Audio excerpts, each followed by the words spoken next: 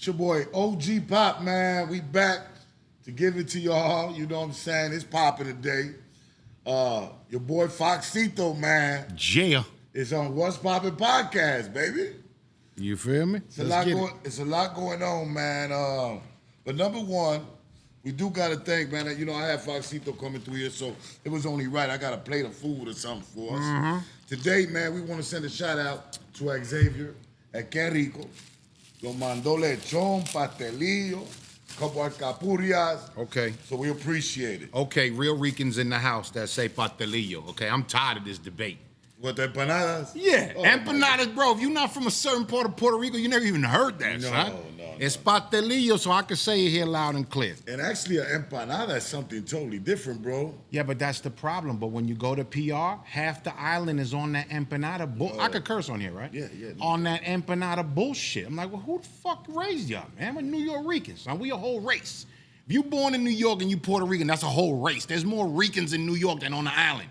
We have a say. Don't get me started. Okay. Hey, I used to think Foxito was from Humboldt Park. You hear me?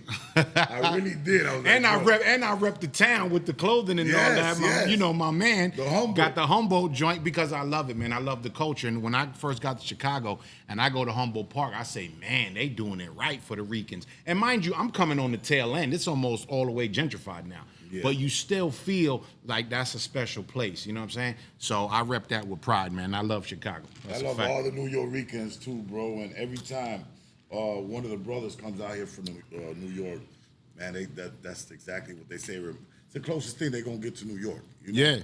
Yeah, no doubt. Look, we got a lot to talk about, man. I think we're gonna start talking about. We're in Chicago right now, but this week is trending, big time. New York, it's Harlem. It's trending, baby, right now. Mm-hmm. We had Dame Dash do a Breakfast Club interview this week. And, you know, he was talking, bro. He's definitely talking. He was popping his paws. Listen, somebody had to put Charlamagne the God in his place in the real way. He shut that little fool down, you feel me? And listen, like I was telling my man, we was off camera, a lot of people who watch that, and it is very entertaining, and they love to clown Envy and Rico and all that, man. People do not like Charlamagne the God. He's abrasive, he's a prick, he says dumb shit, and that is what it is, right? Envy is much more liked in New York City. He had people coming after him with that whole real estate Rico, he going to jail. I made many videos defending Envy. Did you? Yeah, I know Envy since he's a kid. I used to have a tremendous mixtape store in New York, and he was still living at home when he was moving crazy units, and we would buy direct from the DJ. So you develop these relationships like with him, Clue, and Cutmaster C, and all them type of guys. DJ Who Kid, he was a funny dude before he got on, bro. But anyway, you get it. I always defended Envy because I knew he did not go into that whole real estate thing with any nefarious intention, but he was associated with a buster who got caught, and you know, that's a tough one. But back to the matter, Dame on there, man, I think Dame is making mistakes. I think Dame is a legendary figure. First of all, let's just talk about Dame Dash accolades, right? Okay. Look what him and Jay-Z did together, right? These are really two guys from the neighborhood. This isn't a made-up story, right? Dame is managing rap acts. They make Rockefeller crack, Rockaware. Dame creates a classic. Paid in Full, bro, on a movie scale, is definitely a classic amongst Boys in the Hood, all that. So he's on hard times. You can't just erase his history. Like, Dame is really that dude. However, he making a lot of mistakes, and he's saying he's showing his vulnerability. Me personally, the whole thing with making videos with the teeth and the eye patch and all that, he's saying that's like a Machiavellian move. I don't think so. As a marketing guy, I don't feel it, right? Number two, he walked in the interview and he refers to his assistant as the white gay Aaliyah, right? Aaliyah is sacred in the culture, man. You feel me? She's sacred. So you could see it was a cringe moment. And he opened up like that, which was goofy. Second thing he did, he gave this example on if you're a billionaire and you get a loan for $180 million, are you rich? So the people are trying to answer that, and they're like, but if you got $1 billion, and he keeps cutting them off. So what I'm saying is he fucked up the example. What he's trying to say is who's richer? A motherfucker with $180 million on a credit line or a motherfucker who's a billionaire liquid? But it didn't come across, and it made like this awkward, tense moment where you're just like, man, hurry up with this segment. But on the flip side, that was the most entertaining Breakfast Club I've seen in quite a long time. Yeah. He called him gay. Shit on him. Shit on him with his mouth open. Oh my God. Charlemagne couldn't recover. He's like, well, I think you're broke. He's like, and I think you're gay. Because you are. Because you are. Now, again, this has nothing to do with homosexuality, y'all, just so y'all know. Gay is just a term to disrespect somebody. It has nothing to do with their sexuality. Dame was using it in that manner, right? But again, the day and time we live in, they was trying to manipulate what he was saying. Basically, he's saying Charlemagne is feminine. I mean, everybody know he married. I think he got kids and whatever, but. Has it been cleared up about him being the new chairman of Revolt? Yeah, it's definitely cleared up. That's not true. It's cap. He went up there capping that hard. Listen, but I think Dame is finally learning how to manipulate that algorithm. That's my personal opinion. And get that viral moment. For real, because he said it with such confidence, right? He's the new boss of he was like, yeah, he's like, I'm Cameron's boss. That's it. I'm Cam's boss. Say what's up to your boss, Cam. Crazy, right? It looked real, but yeah, based on the suit that he had on, I knew it wasn't real.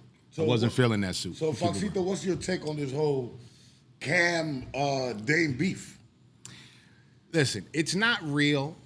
It's Dame is his OG. Wait a minute. I love when when Dave said, motherfucker, Wendy Williams is your OG, B. Like, what you talking about? That shit was hilarious. Because it's true. Yes. If you know Charlemagne's history, he was on the radio with Wendy Williams quite some time. I don't even know how he's this young. Because he was on the radio with her 20, 30 years ago, bro. I don't get it. Either he was 12 or something's wrong with the time clock there. But I don't think the beef is real. I think it's an OG that's disappointed, right? Dame is definitely Cam's OG at some point in his life, right? The problem with the little beef now is that Cam is all the way up, bro. Yeah, all the way up, bro. With them checks he got for them 2 shows now, up. And Dame is at the bottom, so it looked crazy. It looked uneven. You know what I'm saying? That's my opinion. I don't really think it's real. I don't think it's that serious. I think it's Dame's disappointment. And Cameron, his nature, he cannot just sit there and take it. He's got to bust back. Not even from his OG. The one not even from his OG, nah. He's just not like that. And you could judge his character off that if you like, whatever. He's not like that. Cam is arguing with motherfuckers all day. Even to go put a song. Did you see the song, When You See Me? And he went out of his way to make a great song. You feel me? God. It got the samples in there right on time. Call them Snaggletooth. All that. That's Cam. That's how Cam is built, though, bro. Yeah. Yeah, Cam will argue about any motherfucking thing. Yeah, you know what? Since we on the subject of Dame and Cam, Jim fell back, hasn't he? Yeah, he don't want none of that. You know, Not that he can't handle it, but Jim already went through it with Dame. You know what I mean? Jim looked up to Dame at one point, you know, but they went through it. When Jim was doing his clothing line, you know, the Vamp Life joint, Dame got involved for a second. There was some shit that went sour. You know, he voiced his opinion and kept it moving. do you feel that this whole Dipset thing is maybe we can agree to them beefing for 17 and only, I mean, I think they had a 6-year run and they've been beefing for like 15 years, something like that? Uh-huh. You think they'll ever get back together? I think it doesn't matter. I think they damaged their own brand. And that was one of the major problems I had with Dipset, because I'm a huge Dipset fan, right?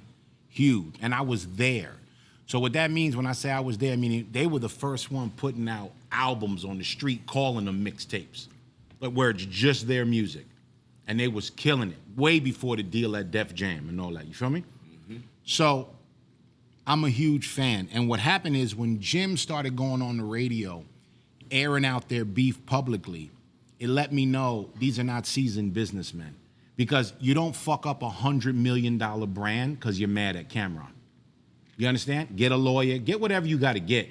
Don't go to the radio, because after Jim is like, oh, Cam ain't shit, he did that. Who the fuck wants to go see a Dipset show? Mm-hmm. You know what I'm saying? So they continuously damage the brand, all the negative publicity that Jules got between the raid, breaking up with his wife, they clowning him with his teeth, Because, you know, his shit got raided back in the day, and that's why the Lil Wayne album, Can't Feel My Face, disappeared. The police took the hard drives and never got them back, right? So all that negative press, it diminished Dipset's value. So, yeah, they'll get back together for the dough and do shows, but the momentum is not there like when you go see a Lock show. Motherfuckers who've never said nothing cross about each other in 30 years. It's a different energy. That's fucked up. I was a Dipset fan too, you know? You see me at the promontory when they came. Freaky, Zeke, the whole squad. Yeah, you know? everybody, yeah. Freaky. Yeah, so Jim just dropped some more music. Dissing him again.